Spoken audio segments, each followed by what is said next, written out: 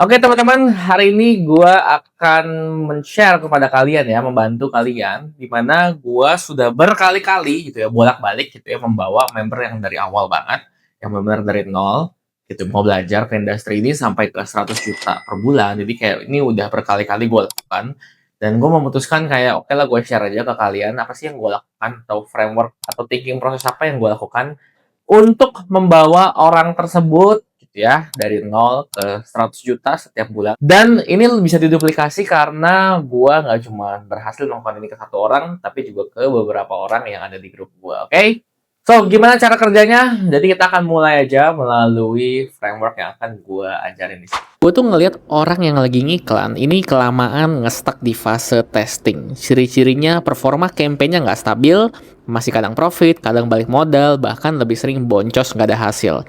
Akhirnya nggak pernah ngerasain campaign yang udah stabil buat kasih result. Kalau lu juga lagi ngiklan dan pengen cepet keluar dari fase testing biar bisa masuk ke fase profit maksimal, gue udah buatin framework Meta Ads Digital Selling. Isinya lengkap, langkah demi langkah yang bisa lu ikutin biar cepet dapet hasil yang nyata. Gue juga mendokumentasikan perjalanan digital selling gue setiap hari lewat grup Digital Selling Daily. Jadi lu bisa langsung belajar dari proses yang real. Klik link di bawah ini buat gabung dan dapetin frameworknya. Jadi kalau teman-teman lihat di sini, ini semacam ada diagram ya. Sebelah kiri ini adalah fase di mana lu belum begitu profit, jadi belum dapat profitnya. Sebelah kanan ini adalah fase yang sudah profit tapi belum maksimal. Jadi kalau mau maksimal adalah di fase ini. Jadi kita bakal mulai dari sini menuju ke fase yang ini, oke? Di fase yang pertama apa? Yang pertama adalah yang pastinya produk gitu ya. Jadi pemilihan produk ini cukup penting menurut gue ya. Jadi ketika gue tanya ke beberapa member gue, ada orang yang lebih suka main di market yang red oceans gitu loh. Jadi kayak mereka sukanya market di red ocean seperti mungkin diet. Ada juga market yang mau tentang bisnis. Ini kan market-market yang sebenarnya udah cukup banyak orang yang bikin produk juga gitu ya. Jadi kayak market yang red oceans. Nggak masalah, cuman perlu trik sendiri. Ada juga yang memilih di Blue Oceans karena mereka alirannya kayak, oke, gue nggak suka lihat ada yang udah banyak diet gitu ya, so gue akan bikin produk lain gitu ya, sebuah metode lain itu mengenai diet, misalkan mengenai diet X gitu ya. Gue nggak tahu nih programnya apa namanya, tapi ini diet X. Jadi didalemin lagi, niche-nya tuh digali lagi. Jadi kayak lu bisa main di Blue Oceans. Nah, gue pribadi gitu ya, gue pernah main di Red Oceans dan gue juga pernah main di Blue Oceans dan gue akan kasih tahu sedikit lah ya gitu ya cara berpikir gue ketika gue di Red Ocean maupun Blue Ocean. Blue Ocean yang waktu itu pernah gue lakukan adalah ketika belum banyak yang menjual kumpulan automations. Jadi gue ngeliat di luar negeri waktu itu udah banyak banget gitu ya orang luar negeri yang ngelihat ada banyak kumpulan automation seperti chatbot, seperti kayak ngebaca text to image, terus ngerapin Google Drive, ngerapin Excel secara otomatis tuh di luar negeri udah banyak. Tapi di Indonesia tuh belum banyak. That's why gue mengambil angle di mana oke, gue pengen coba deh jual di Indonesia kumpulan-kumpulan automations ini yang sebenarnya lu bisa dapetin gratis juga anyway gitu di luar negeri. Cuman gue kumpulin, gue jahit ulang. Jadi gue waktu hire satu tim gitu ya untuk ngejahit ulang dan membuat automation-nya ini lebih cocok sama market lokal lah, sama market Indonesia, disesuaikan bisa pakai WhatsApp dan sebagainya. Nah itu gue hire, gue jual gitu ya, dan itu gampang banget lakunya karena belum banyak pemainnya, ya kan? Jadi belum banyak pemainnya, lebih gampang ngejualnya. Jadi cost per resultnya juga pasti lebih bagus. Cuma waktu itu gue memilih Blue Ocean, sudah pernah. Red Oceans gitu ya. Red Oceans yang gue pilih ini kan kayak kalau lu tahu sekarang gue kan jualan si framework ini. Ini kan sebenarnya Meta Ads tuh udah banyak banget ya. Yang jualan juga produknya kelasnya udah banyak. Habis itu metodenya juga udah banyak gitu loh. Tapi gue mengambil angle lain gitu loh. Jadi gue nggak mau membranding gue sebagai menjual kelas, tapi gue menjual framework. Jadi gue selalu bilang, nah lu selalu punya beberapa pilihan ini. Mau produk atau bentuknya jasa atau bentuknya akses gitu ya. Nah, di sini fisik atau digital. Fisik atau digital. Fisik atau digital. Maksudnya gimana? Jadi kalau gua mau masuk ke industri yang sudah red, gitu ya. Let's say yang red ini tadi ya mengenai mengajarkan mengenai meta ads, itu kan menurut gua sudah cukup banyak juga. Nah, gua pengen bentuknya bisa jadi akses gitu ya, karena yang dibentuknya produk dan digital ini sudah banyak. Jadi gue menjual produknya akses dan digital. Saya juga kan kita membuat grup gitu kumpulan para advertiser karena biasanya mereka cuma bisa one way doang kelas. Nah di sini Ketika gue melihat sudah banyak produk digital, berarti kelas ya, kelas, habis itu e-book mungkin gitu ya, gue belum lihat sih e-book. Nah, ketika udah banyak di sini, ya, nah kalau kita mau main di Red Oceans, kita harus masukin lagi ke bawahnya lagi. Jadi kayak masukin lebih spesifikin lagi. Gua menjual sebuah framework. Jadi kalau lihat ada beberapa template-template gitu ya. Templates lah bisa gue bilang. Nah ini gue lihat belum banyak yang jual templates ini. Makanya gue masuk Red Oceans, tapi bentuk dari produknya ini gue tetap pengen beda sendiri. Jadi kayak kuncinya adalah ketika lo mau membuat produk, at least terlihat berbeda gitu loh.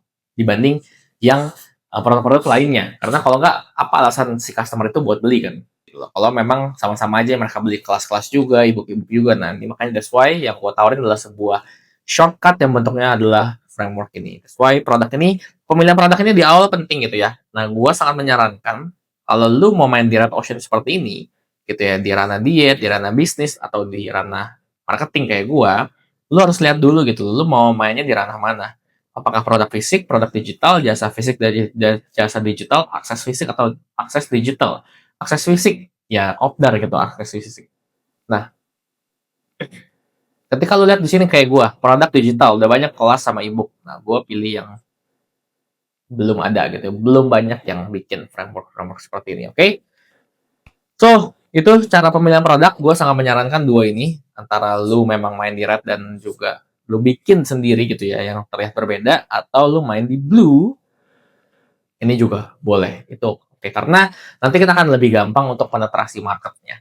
Gitu. Jadi, apa sih alasan kayak mainnya di sesuatu yang seakan-akan orang belum pernah buat.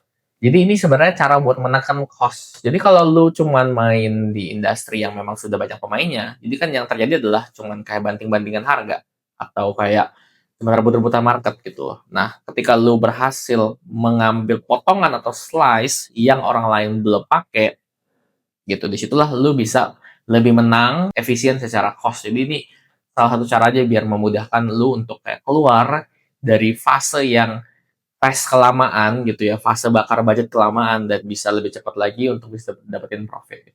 Oke, yang pertama adalah si produk ini, oke?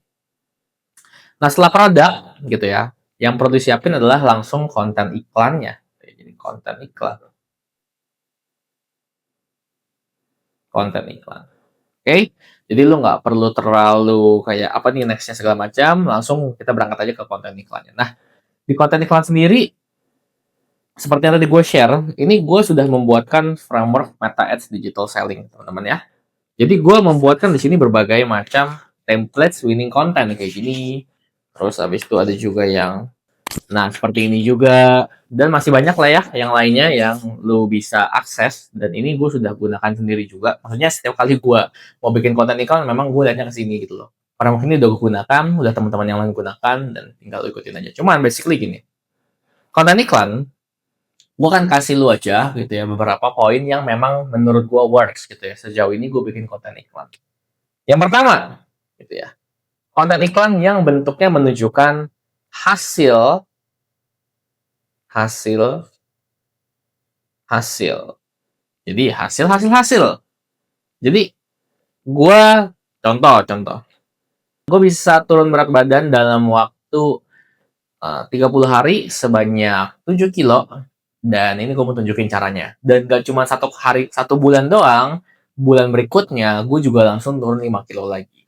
Atau kalau ubah juga dan gak cuma sampai situ doang, teman gue juga yang nerapin cara ini turun 5 kilo. Jadi kayak hasil satu kali, orang mungkin kayak ngerasa, oh ya udah. Tapi kalau lu taruh lagi di konten iklan lu, hasil lagi, lu tumpukin hasil lagi, nah mereka bisa lebih percaya. Jadi hasil ini adalah cara yang pertama yang bisa gue suggest lagi banyak.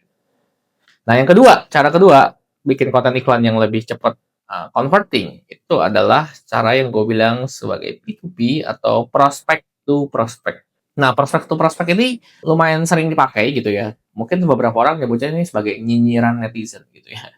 Jadi kita melihat, membuat sebuah konten iklan, mengambil angle di mana kayak nih kalau netizen yang baru pertama kali kenal kita, yang baru pertama kali ngeliat iklan kita, dia bakal nyinyir apa? Makanya prospek to prospek kita menyamakan level seperti si orang yang ngelihat konten iklan kita. Sebagai contoh, gua jualan framework Meta Ads. Habis itu biasanya di pikiran gue setelah gue brainstorming dengan menggunakan framework gue ini, gitu ya, gue ngelihat, oh biasanya mereka nyinyir kayak, ini apa bedanya nih penjual produk digital yang satu lagi dengan yang lain gitu. Jadi gue bikin aja, apa sih bedanya lu sama penjual kelas Meta Ads yang lainnya gitu kan ya. Jadi ditulis aja, di mention di iklan itu, habis itu lu jelasin. Jadi ini prospek membantu kita untuk menjadikan kita satu level sama si audiensnya, biar mereka tuh merasa nggak terlalu dijualin. Jadi hasil sama prospek to prospek. Dan yang lainnya gitu ya, gue sangat menyarankan gitu ya untuk teman-teman yang baru mulai untuk membuat setidaknya sekali mulai ini 5 konten iklan. Ya. Bentuknya apa? Mau video, mau image gitu ya. Sebenarnya bebas. Cuman gue selalu biasanya bentuknya adalah 3 video, 2 image. Kenapa begitu? Karena ada beberapa produk yang memang lebih works di bentuknya video, ada beberapa produk yang bentuknya image. That's why menurut gua penting untuk kita split juga gitu ya, antara formatnya video ataupun formatnya image. Jadi that's it, bikin aja konten iklan.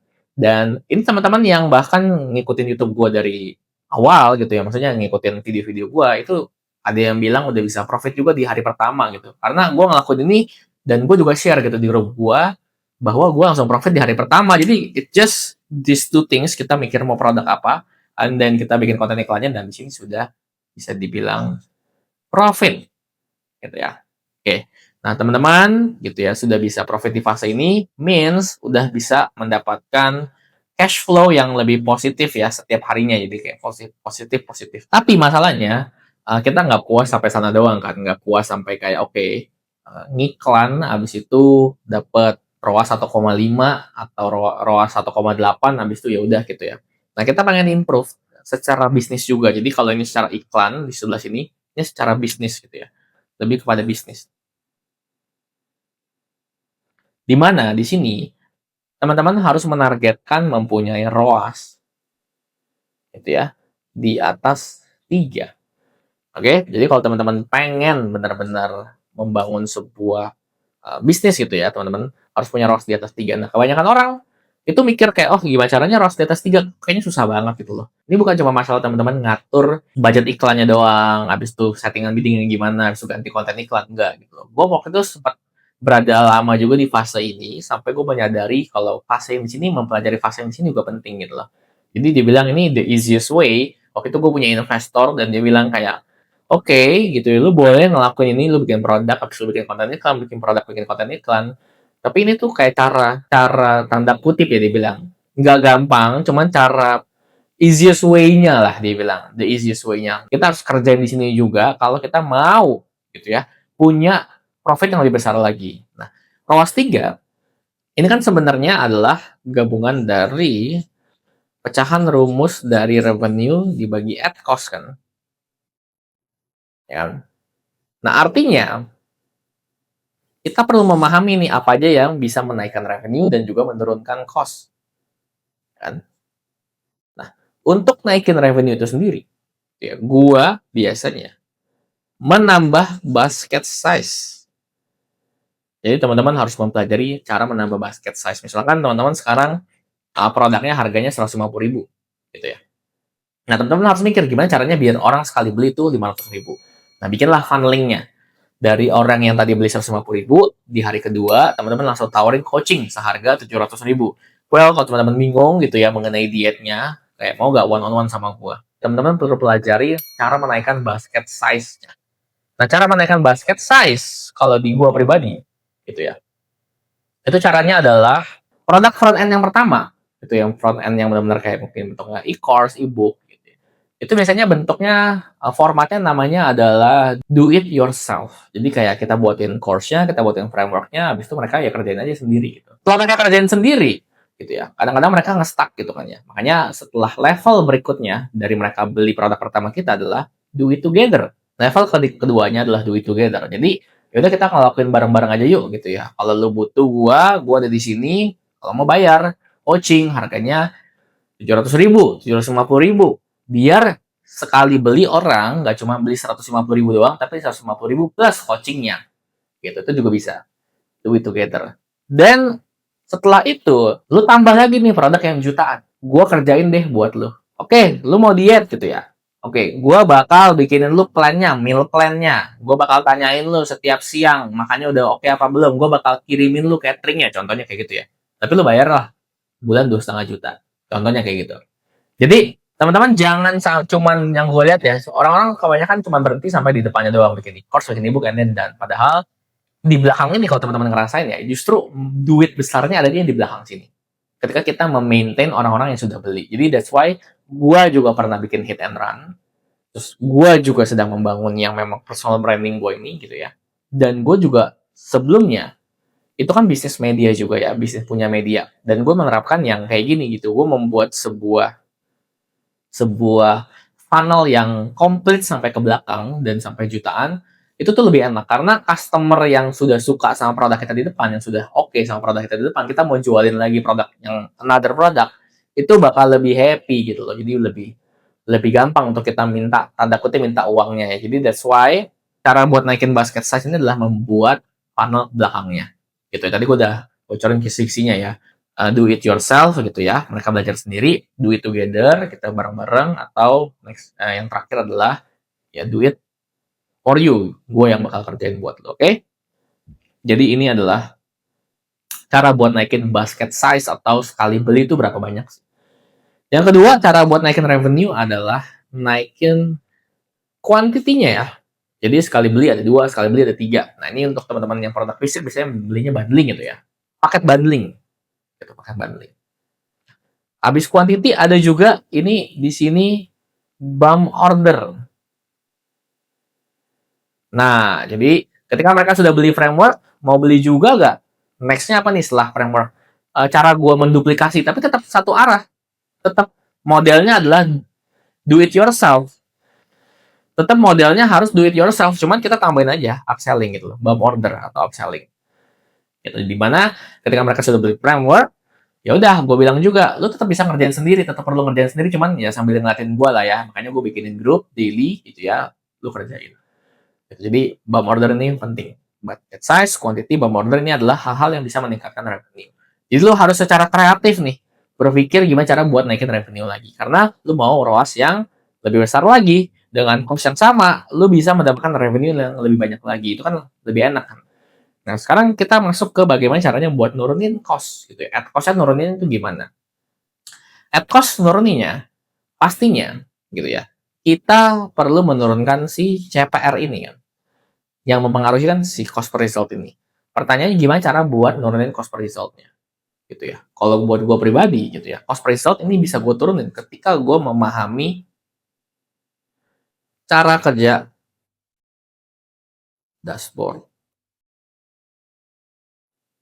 ya. Nah, cara kerja dashboardnya yang gue maksud gimana? Jadi dashboard ini kan sebenarnya sebuah mesin gitu ya, yang mana mesin ini diiming-imingkan katanya bisa mengikuti apa yang kita mau. Tapi sebenarnya sebaliknya, kita perlu mengikuti apa yang mesin itu mau, apa yang dashboard itu mau. Makanya that's why aku selalu suggest buat teman-teman yang iklan itu menggunakan teknik yang namanya budget bidding. Jadi ada hari di mana kayak lu set budget 150.000 dan lu menang. Ada hari di mana lu 60.000 dan lu menang. Jadi kayak 150.000, 60.000. Dan ini gue lakukan sampai hari ini gitu ya, dan masih works, masih bagus juga ROAS gue. Dimana ketika ada hari dimana 150.000 itu menang, gue nggak otak-atik campaign itu. Jadi jangan di otak-atik campaign tuh, jangan pernah di otak-atik. Mau lu nambahin iklan, mau lu nambahin targeting, mau lu kurangin iklan, matiin iklan di tengah-tengah, itu nggak usah. Jadi kalau udah bagus ya udah as it is aja. Biarin dia bagus. Beberapa business owner gue lihat, beberapa advertiser, karena si campaign ini bagus, dia ini langsung naikin budgetnya saat itu juga. Jadi kayak naikin budgetnya langsung diubah dari 150.000 per hari jadi 200.000 per hari di hari itu juga. Dan no wonder sering banget gue denger keluhan kayak, oh kok campaign gue jadi jelek ya. Itu karena lu ubah gitu loh. Jadi jangan diubah, biarin aja 150.000 bagus, jadi jangan diubah. Yang lu lakukan adalah menduplikat campaign yang bagus tersebut dan budgetnya ditaruh di round segitu. Jadi kalau 150.000 bagus, ya udah lu bikin lagi yang 160.000 atau 140.000 atau mau 150.000 lagi juga boleh. Jadi kita menduplikasi. Nah, kebanyakan orang takut overlap ya katanya ya. Oh ini gimana nantinya kalau overlap nih gitu ya. Gua nggak pernah ngalamin overlap gitu ya. Bahkan hasilnya bisa 2 kali lipat lebih bagus lagi. Jadi kayak nggak usah worry sama overlap itu. Itu metode yang gue pakai. Silakan teman-teman bisa adjust sendiri ya, bisa coba berpikir sendiri, bisa eksperimen sendiri. Cuman eksperimen itu, cara itu masih gue pakai sampai dengan sekarang ini, oke? Jadi cara kerja dashboard, jadi memahami cara kerja dashboard. And then next-nya, setelah kita sudah bisa menaikkan revenue dan menurunkan ad cost gitu ya, dan mendapatkan si ROAS ini minimal 3, lebih dari 3 ya.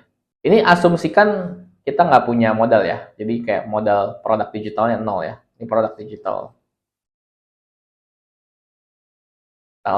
Karena kalau produk fisik itu pastinya punya cost, jadi ROAS 3 pun pasti biasanya nggak cukup gitu loh. Jadi bisa dibilang ROI, kalau produk fisik tuh namanya ROI, return on investment dari semua COGS dan sebagainya macamnya, itu di atas 3. Nah, ini udah oke banget. And then setelah teman-teman udah bisa melakukan di sini, teman-teman boleh baru melakukan yang namanya spam scale. Jadi di fase spam scale ini, karena kita sudah ketemu metode yang works, kita ketemu konten iklan yang works, kita udah ketemu cara menaruh produk BAM order, basket size yang oke, sehingga mendapatkan ROAS 3. Nah, kita kan sebenarnya tinggal menduplikasi gitu ya. Jadi kita tinggal spam ke berbagai macam ad account. Yang pertama gue mau bahas mengenai berbagai macam ad account dulu. Kenapa ad account gitu ya? Nah, karena gitu ya, setiap ad account itu punya karakteristiknya masing-masing gitu ya. Ada ad account yang kuat dengan budget besar dengan 500.000 per hari satu campaign, ada juga ad account yang nggak kuat dengan budget besar, jadi cuma bisa 50.000 per hari satu campaign dan sebagainya. Nah, ini punya karakteristik yang berbeda-beda, dan kadang-kadang ada ad account yang gampang nge-reject kita punya konten iklan, ada ad account yang gampang lolosin juga. That's why kayak kita perlu nge-split ad account ketika kita sudah punya framework ini dan kita pengen untuk nge-scale budget kita. Karena kalau satu ad account itu kita naik-naikin terus budgetnya, kadang-kadang ada sisi mentoknya. Bisa jadi ad account itu mentoknya di spending, total spending 10 juta per hari. Ya udah, 10 juta itu udah adalah batas maksimum kekuatan ad account tersebut. Makanya kita perlu menduplikasi untuk punya ad account lainnya gitu. Habis itu yang kedua adalah scale-nya juga bisa dari sisi advertiser. Jadi bukan, ini kita bisa bilang sebagai reseller lah ya, atau affiliator gitu. Kita bilang ke dia bahwa kayak gue punya cara produk dan juga funnel yang works, mau gak kayak lu ngiklanin, mau gak lu kerjain gue punya gitu loh. Dan gue akan bagi hasil sama lu dapat 70%, 80% di depan, produk yang di depan, dan bisa jadi yang di akhir lu bisa dapat 5%. Maksudnya yang di depan, di akhir gimana? Jadi kan kita tadi punya satu produk si framework ini. Kita kasih dia 70%, 80% komisi atau affiliate. Tapi ketika nanti closing di harga 2,5 juta kita punya upselling, kita kasih dia 5% dan kita dapat uang besarnya. Kenapa bisa begitu? Karena budget iklan kan di spending dari dia, jadi kita harus ngasih produk yang bagian sini besar gitu loh.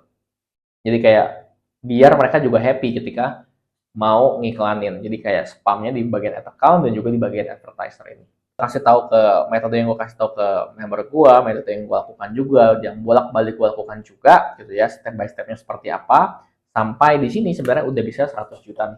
Sampai di sini itu sebenarnya udah bisa 100 juta per bulan. Nah, ini hanya beberapa orang nih yang ngelakuin dan mereka udah bisa nyaman lah kalau udah ketahui gitu ya cara kerjanya seperti apa. Saatnya teman-teman praktek, dan jangan lupa untuk teman-teman yang juga bingung gitu ya, teman-teman bisa ngambil dulu gitu ya framework gua.